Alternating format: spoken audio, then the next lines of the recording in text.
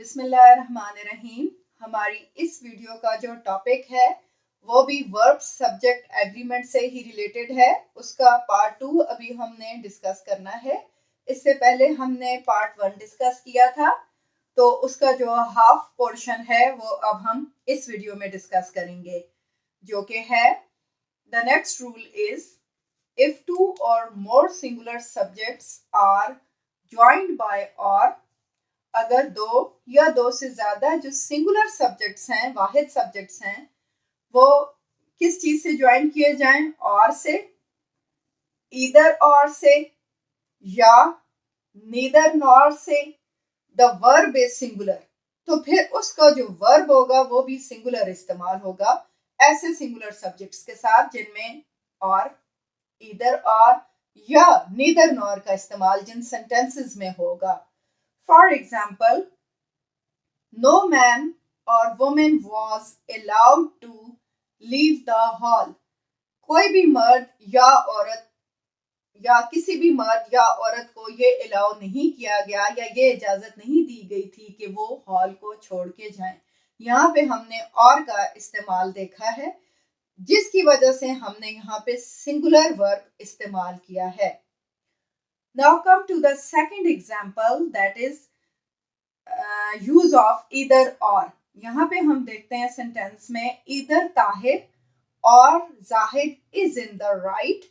यहाँ पे ईदर और ताहिर और जाहिद का कंपैरिजन में बात की गई है, या का इस्तेमाल है यहाँ पे भी, तो ईदर और आया है जिसकी वजह से हमने सिंगुलर सब्जेक्ट के लिए सिंगुलर वर्ब का इस्तेमाल किया है। In this sentence we want to say that आया जाहिद ठीक है या ताहिर, ये बात कही जा रही है, जिसके लिए हमने इधर और का इस्तेमाल किया है। But if the subjects thus joined are of different numbers, but if the subjects, अगर सब्जेक्ट्स जो हैं, फाइल जो हैं, 10 ज्वाइंड इस तरह से ज्वाइन हो, आर ऑफ डिफरेंट नंबर्स, लेकिन उनके नंबर्स, उनकी तादाद मुख्तलिफ हो, द वर्ब इज प्लूरल, तो फिर उनका वर्ब भी प्लूरल होगा। And the plural subject is placed beside the verb, और जो वो प्लूरल सब्जेक्ट होगा वो वर्ब के साथ हम रखेंगे। For example, neither the clerk nor the students were punctual. ना तो क्लर्क था और ना ही स्टूडेंट्स पंक्चुअल थे। अब यहाँ पे स्टूडेंट्स प्लूरल सेंस में यूज हुए हैं, प्लूरल हमने इस्तेमाल किया है, जिसकी वजह से हमने वर्ब भी प्लूरल ही इस्तेमाल किया है स्टूडेंट्स के साथ। And if the subjects thus joined are of different persons, अगर जो सब्जेक्ट्स हैं वो डिफरेंट पर्सन्स पर कंसिस्ट कर रहे हैं। इससे पहले हमने नंबर्स को मेंशन किया था पिछली एग्जांपल में, इसमें हम अब पर्सन्स को कर रहे हैं। The verb agrees with the one nearest to it, तो वर्ब जो उसके बहुत करीब जो सब्जेक्ट होगा, वर्ब उसके अकॉर्डिंग लगाया जाएगा। फॉर एग्जाम्पल, ईदर ही और I am in the right. अब यहाँ पे दो पर्सन्स का जिक्र है, ही और आई का, लेकिन हमने वर्ब किसके अकॉर्डिंग लगाया है? जो इसके बहुत करीब है, बिल्कुल इसके साथ आई के अकॉर्डिंग हमने, मतलब कि ही और आई में जो बाद में आया है, बाद में आई आ रहा है, तो उसके साथ हमने आई के अकॉर्डिंग वर्ब लगाया है, एम लगा दिया है।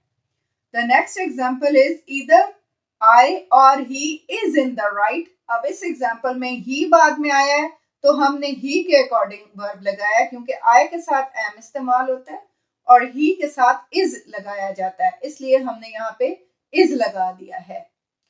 The next rule is a collective noun takes a singular verb. एक जो कलेक्टिव नाउन होता है, टेक्स अ सिंगुलर वर्ब, वो सिंगुलर वर्ब ही लेता है if the individual composing it, जो इंडिविजुअल है, जो फर्द है कंपोजिंग इट, उस पर मुश्तमिल है, आर थॉट ऑफ डिफरेंटली, तो फिर वो डिफरेंट तरीके से उसको कंसिडर किया जाता है। The first example is the council has elected it's president. यहाँ पे कौंसिल जो है वो कलेक्टिव नाउन के तौर पर इस्तेमाल हुई है और एज अ कलेक्टिव ही यूज हुई है। इलेक्टेड इट्स प्रेसिडेंट मतलब कि उस सारी कौंसिल ने मिलकर एक ही काम किया है। इलेक्टेड इट्स प्रेसिडेंट, उन्होंने अपना प्रेसिडेंट इलेक्ट कर लिया, मीन्स के सारे अपनी राय में मुत्तफिक थे, तो उन्होंने एक ही काम किया। जब वो सिंगल यूज होगी तो उसका वर्ब भी सिंगल ही होगा, that is has.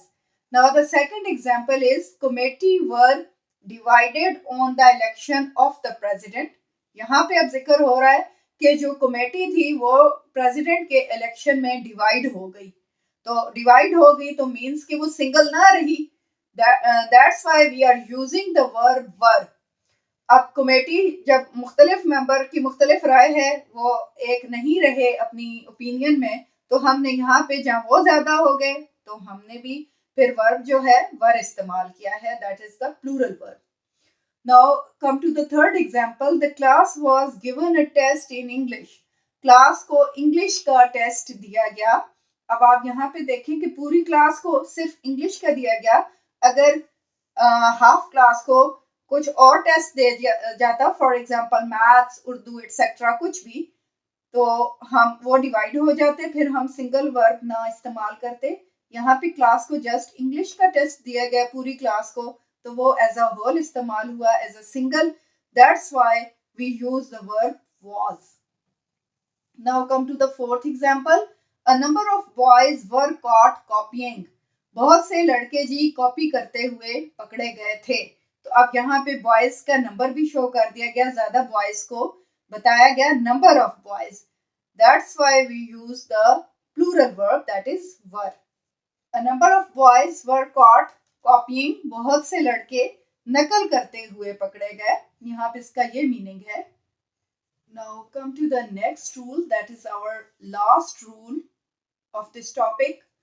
Words joined to a singular subject by with, ऐसे अल्फाज जो सिंगुलर सब्जेक्ट के साथ हों, बाय विद जिनके साथ विद हो, टुगेदर विद हो, along with, in addition to का लफ्ज आ रहा हो, और एज वेल एज या एज वेल एज जैसे वर्ड्स आ रहे हों, do not affect the number of the verb, तो वो वर्ब के नंबर पर अफेक्ट नहीं करते, असरअंदाज नहीं होते।